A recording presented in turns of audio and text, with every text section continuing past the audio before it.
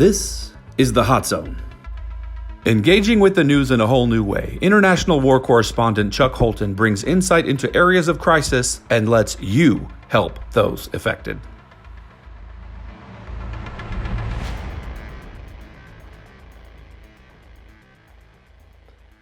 Armenian Orthodox Christians in Iraq got together and prayed for peace and safety on Thursday, the 6th, at their Christmas Mass. Now, while Western churches celebrate Christmas on the 25th, as you know, Orthodox churches celebrate it January 6th, which was the original day of Christmas.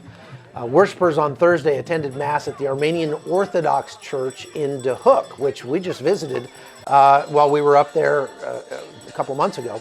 That's in the Kurdish Governorate and region of Iraq. About 4,000 Armenians live in that region, and some 260 families live in Duhok itself, which has 4 Armenian churches, you might be surprised to know. Iraq's Christians, whose presence there goes back nearly to the time of Christ, belong to a number of different rites and denominations, with the Chaldean Catholic that is the largest, along with the Syriac Catholics, the Assyrians, and several other Orthodox churches. Now, Christians once constituted a really sizable minority in Iraq, estimated to be about 1.4 million people, but their numbers began to fall during the 2003 war, when Sunni militants often targeted Christians in that area. They received a further blow when ISIS came in 2014 and swept through the northern Iraq, including traditionally Christian towns all across the Nineveh Plains. The extremist version of Islam forced residents to flee to neighboring Kurdish regions further east, and very few have returned. Estimates suggest there are fewer than 300,000 Christians that are still in Iraq, and many of those who remain are still displaced from their homes, didn't have a chance to go back. Those who did go back found their homes and churches destroyed. We've seen many of those and visited them. Many Christians there feel intimidated by Shiite militias that are controlling the areas where they once lived.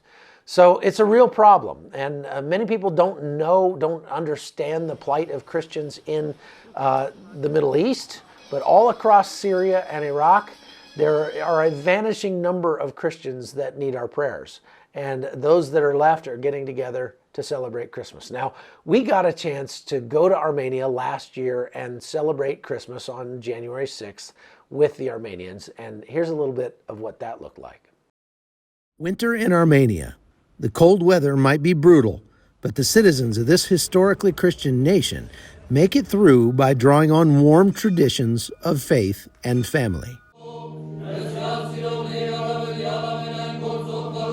Celebrating Christmas on December 25th started back in 336 AD when Emperor Constantine of the Holy Roman Empire declared that day to be the day Jesus' birth would be celebrated.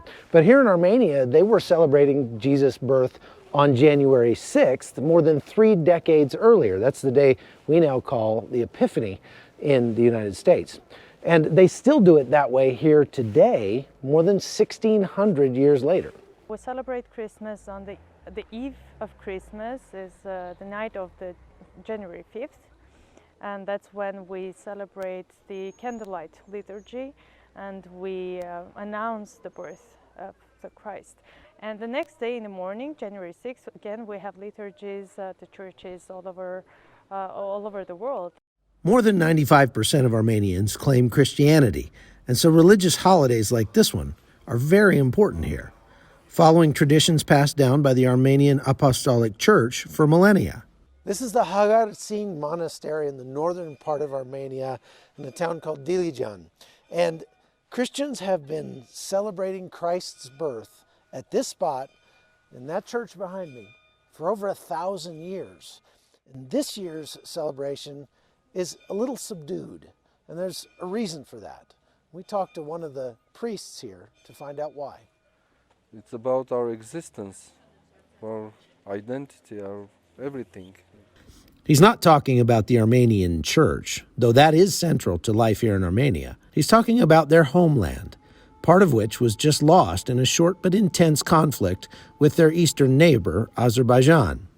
Starting in September 2020, The Azeri army moved in to take over lands where Armenians have lived for thousands of years, and the loss is deeply felt among the people here. It's traumatic, let's say, and we still need time to truly analyze and understand the whole what happened to us and why it happened, and make a kind of strong commitment for revival. This year, Armenia is not really celebrating the special holidays, the New Year's and Christmas in a festive way because, as you know, Armenia was hit by a devastating war in 2020, which left us with heavy losses. We lost thousands of young lives. We lost our historic lands. Normally, the capital city of Yerevan is heavily decorated with lights for the Christmas season. But this year, between the COVID virus and the war, the mood is subdued. Nevertheless, these worshipers are putting their faith in God for the future. This is a moment of mourning, this is a moment of reflection, and this is a moment of also appreciating what we have. Also, this birth of Christ is allowing us to think about the rebirth of our nation and of our dreams, and hopefully being able to stand up again and protect our land. From Armenia, Merry Christmas.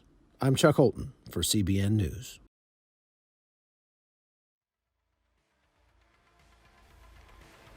The Hot Zone is produced by Amy Holton